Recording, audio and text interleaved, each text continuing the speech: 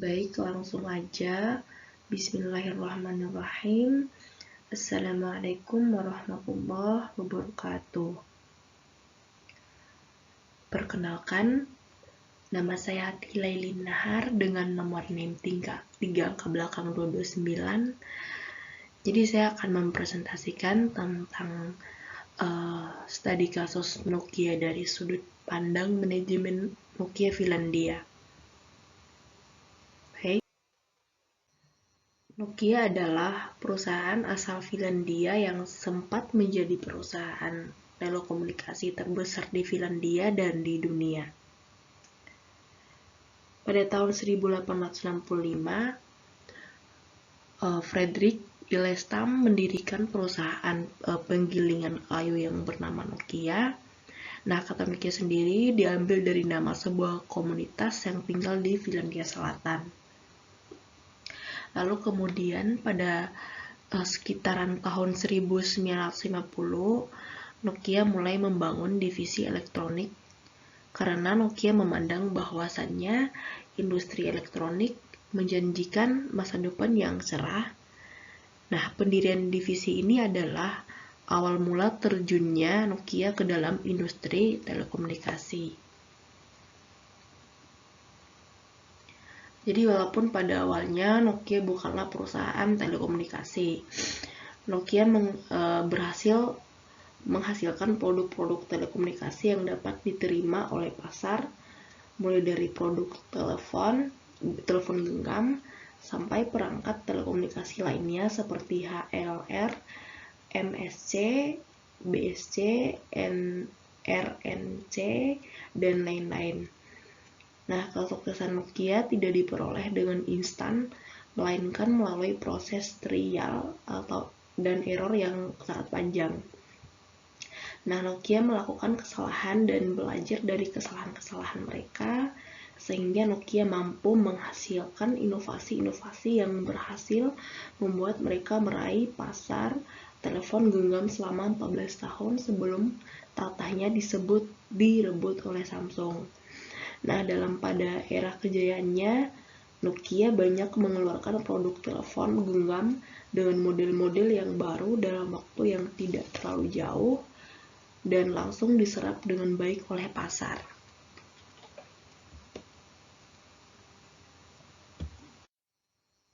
Baik, selanjutnya saya akan menjelaskan tentang teori inovasi. Distributive innovation adalah sebuah inovasi yang membantu munculnya pasar baru, namun inovasi ini mengganggu pasar yang sudah ada, mengganti teknologi yang sudah ada sebelumnya.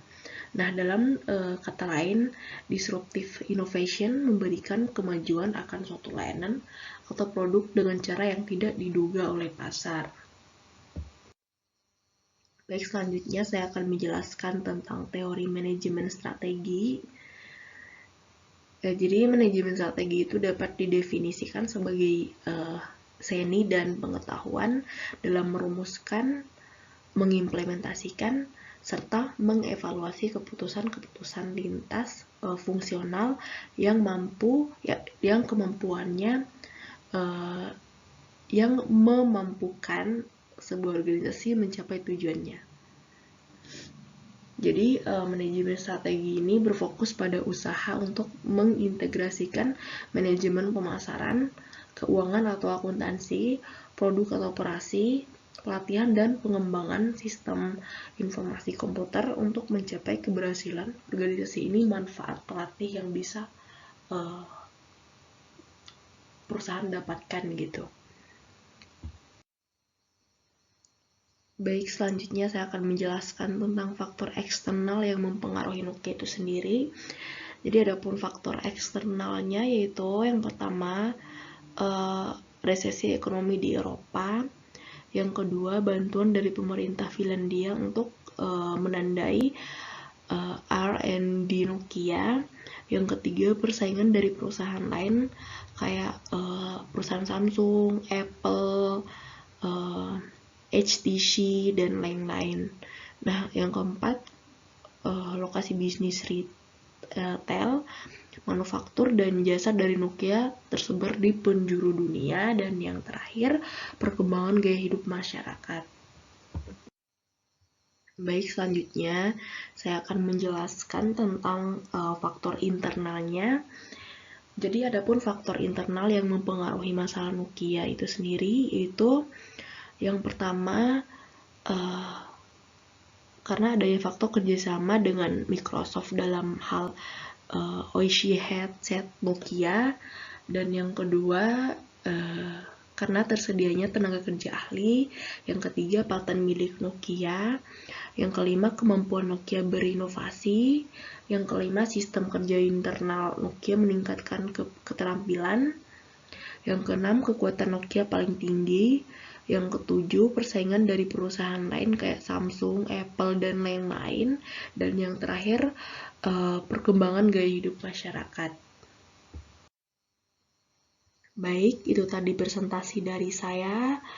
Lebih dan kurangnya, atau jika ada tutur kata saya yang kurang mengenakan, saya meminta maaf yang sebesar-besarnya. Wabillahi taufiq wal hidayah. Wassalamualaikum warahmatullahi wabarakatuh. Salam dan bahagia. Terima kasih.